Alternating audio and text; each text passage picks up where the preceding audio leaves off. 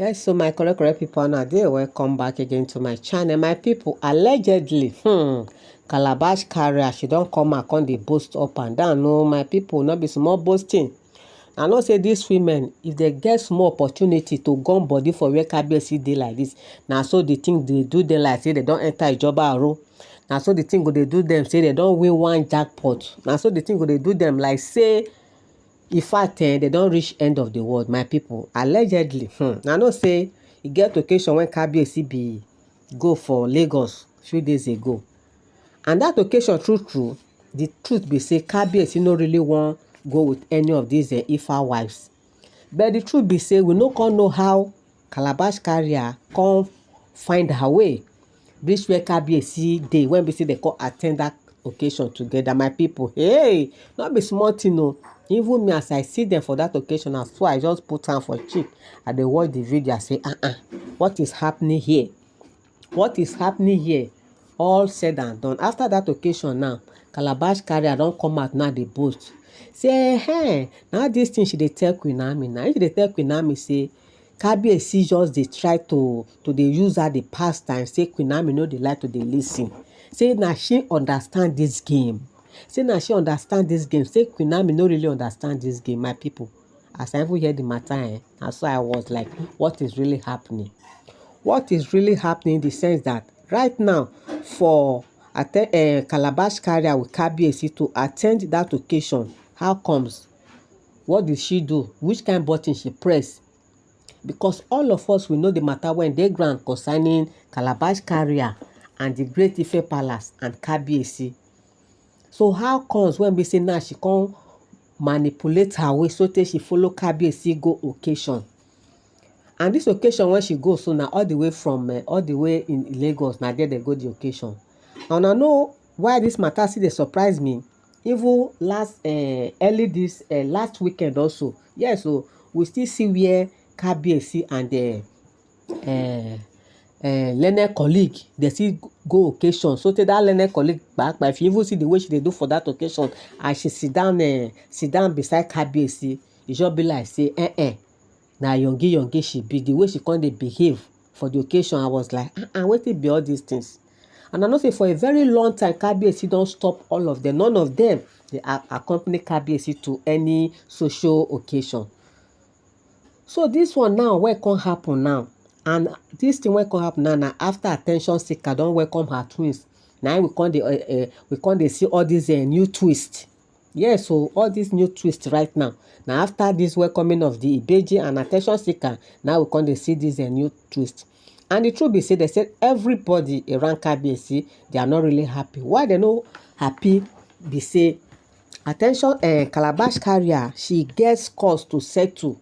She get plenty matter when we say day for inside palace, when the table for ground, when they talk say anytime they see her for palace again, she must answer those questions. Number one, now know what she go do for US now for Oyotunji community. Yes, so for US, for that Oba Wekpai, when we say KBC consent Queen Naomi to go pay them a condolence visit on his behalf. Now know say Calabash carrier, she go there go talk plenty talk.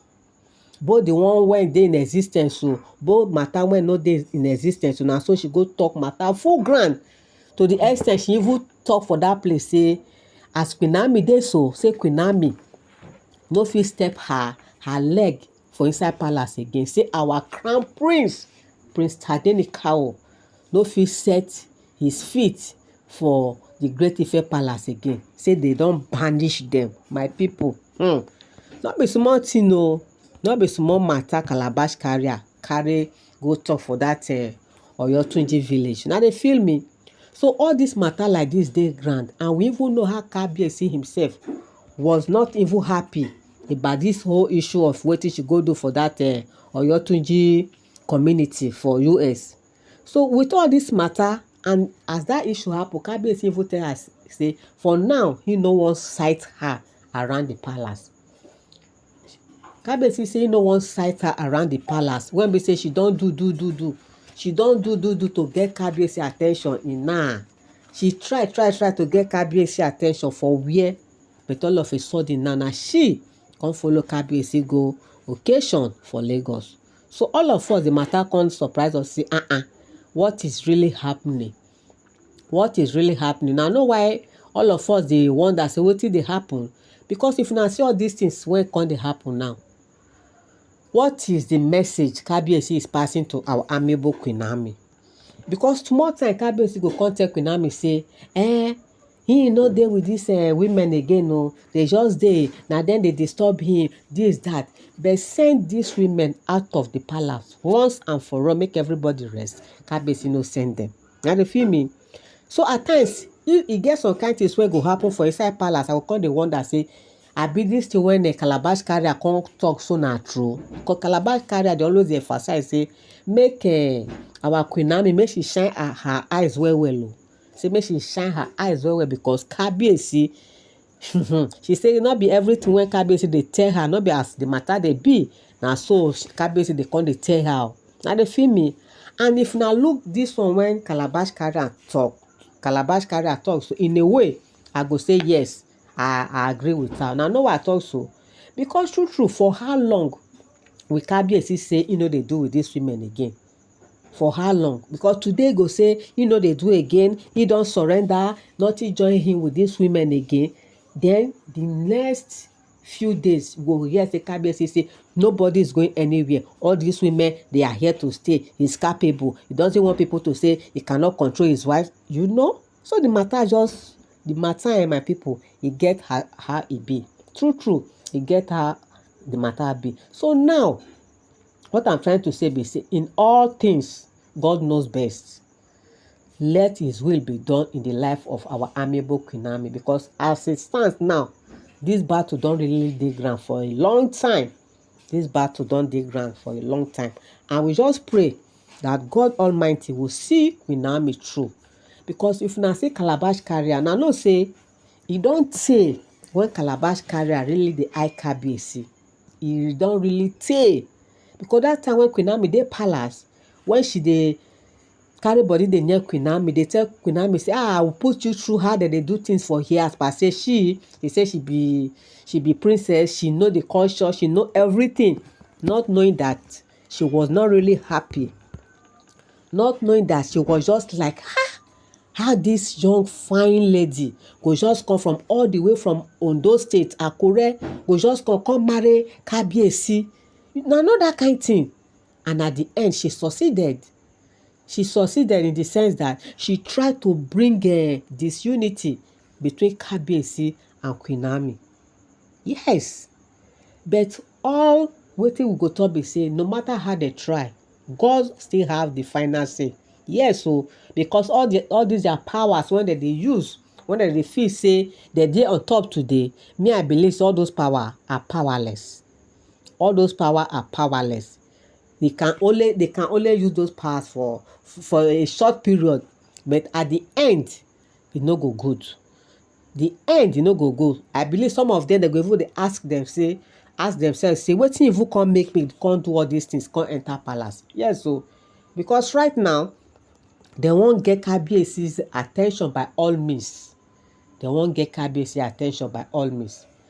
So my correct people, now as I hear the matter allegedly, now say make I still tell una say make una see wetin really happen. Because up till now we no hear say Kabiyesi and the people for elders for palace, they don't finish that issue of the matter when she go do for Oyotuji village. When we say now she don't come and so she dey follow Kabiyesi, they go occasion for Lagos. Now they feel me. So right now we see say true the hustling is real. These women, the way that they hustle for this issue of Kabiyesi, it don't really become real, and they are not backing down anytime. From the way I dey see, they are not backing down. Rather, they put body the more, they put body more and more. Yes, so they put body more and more. And I know say the day when attention seeker and her Ibeji enter palace, that day we no see Madam Holy, we no see Calabash carrier. Na learned colleague Dr. Elizabeth and Madam Cash, na three of them we see that day for inside palace. We no see others. Maybe they were not around that very day. and the others wey dey kpakpa, we see how everything play out now. Those of us when we watch the video, we see how everything take play that day. So my correct people, now as I still hear the matter allegedly, I say make I sit down and say, we no know what really happened, because she was wanted in the palace. Make she come explain all those things when she go talk for US. All of a sudden we can't see her for Kabiyesi side for occasion for Lagos. So we don't know wetin dey happen, because even everybody for Ile-Ife, they see the talk say anytime they see her, she must come out to come explain to them the place when Kabiyesi for banish Prince Tadenikawo and Queen Naomi comot for the Great Ife Kingdom. Say she must explain, and they say she go explain tire, because they say the explanation she go explain, and she go explain tire. So my correct people, now as I hear the matter, now I say make I come tell now. Please don't forget to share my video till I come your way again. I love you all. God bless you.